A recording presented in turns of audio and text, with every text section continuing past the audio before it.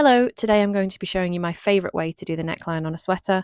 It's a 1x1 ribbed neckline, and I'm going to show you how I attach it to the inside cast on edge to give a double folded and lovely and stretchy neckband. I do this technique on most of my sweaters. Today I'm going to be using my partly finished rosy sweater to show you. I have modified the neckline on the rosy sweater, so this is not the neckline that is given in the pattern, but personally this is my preferred way to do a neckline. So I'm going to show you how to make sure that your rib stitches stay nice and even. I'm going to show you where you're tacking down and how to get this lovely stretchy double folded crew neck style neckband. So as you can see, this is my sweater and I've done a 1x1 ribbed neckband. The goal is to fold this down and sew it folded over for a double-sided crew neck style neckline. So you finish and you leave all of the stitches live. That's the first step. Now you're going to want to cut a tail, but because you're doing so much sewing, you want this tail to be fairly long. I'd say 2 to 3 times the length of the edge that you're going to be sewing down.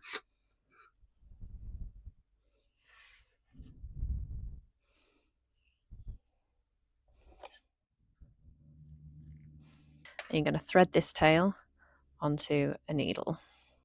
Once you've got the first stitch established, the rest of it should be fairly easy, but for that first stitch you're going to want to make sure that you don't have the sewn edge offset, because otherwise you'll end up with a slightly twisted neckband.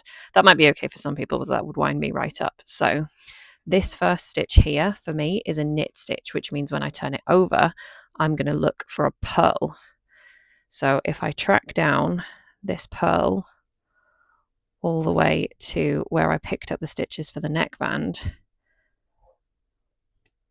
there is where I'm going to want to sew this down. So I'm going to put my finger on that so that I don't lose it. So I'm going to take my needle, I'm going to go into my first stitch knitwise and take it off the needle, and then I'm going to go into the cast on edge and pull through. Now after this it should be relatively simple because you're going to follow stitch by stitch. So the next one looks like a purl on the front side, so I'm going to be going in at the bottom of the knit on the reverse side, and I just do the same thing. I'm going to go in knitwise, take it off the needle, and then I'm going to go in from bottom to top and pull the yarn through. And I'm going to keep going all the way around. So my next one, go in knitwise. This time I'm going into a purl and pull through. This one's a purl, so I'm going to be going into the next knit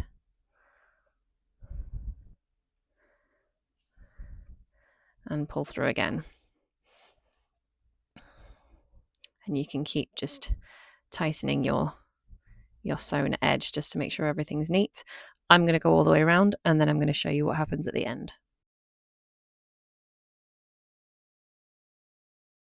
Now as you get closer to the end, it's going to get a little trickier to see the inside because you'll have folded them all in, but just gently tease it out so that you can still see where you're putting your stitches.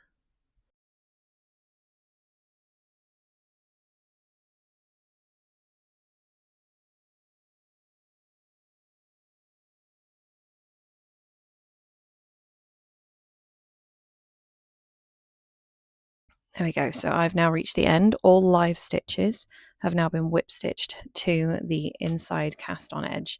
So you can see it's formed a fairly neat seam. There are some uneven bits, but most of that should smooth out when I block it. So I actually attach it to the cast on edge to make it really nice and neat. The tighter you pull it, the more it will be obvious on the right side when you turn it out. So you can see there's kind of like a little pull in right at the bottom of the neckline. The tighter you pull your stitches, the more defined that line will be. So if you want that to be invisible, I'd suggest doing a really, really loose stitching on the inside. But now that it's complete, I'm just going to fasten it off. I tend to tie a little knot in it just to keep it secure. and then weave in. With you having formed essentially a tube, it does mean you can put any tails into the tube of your neckline and not risk any tail bits poking out into the right side of your sweater.